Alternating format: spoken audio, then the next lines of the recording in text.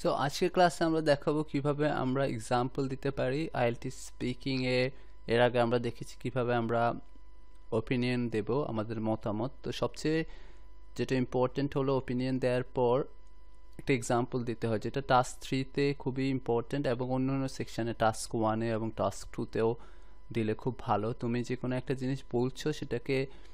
আরও বেশি ভালোভাবে বোঝানোর জন্য একটা এক্সাম্পল দিতে হয়, যেটা সাপোর্টিভ একটা সেন্টেন্স হিসাবে দিলে তুমি যা বলছো, যেমন তুমি কোনো একটা বলছো আই থিঙ্ক অথবা আই ফিল, তো সেটাকে সাপোর্ট করার জন্য তুমি যদি রিলেটেড একটা এক্সাম্পল দাও, উদাহরণ দাও, তাহলে খুব ভালোভাবে জিনিসটা এক্সামিনার নেয় এবং তুমি একটা ভালো ব্যান্ড স্কোর পেতে পারো। সো এক্সাম্পল দেওয়ার জন্য যেটা সমস্যা হয় বা এই লেকচারটা বানানোর কারণ হলো আমরা সবসময় ফর এক্সাম্পল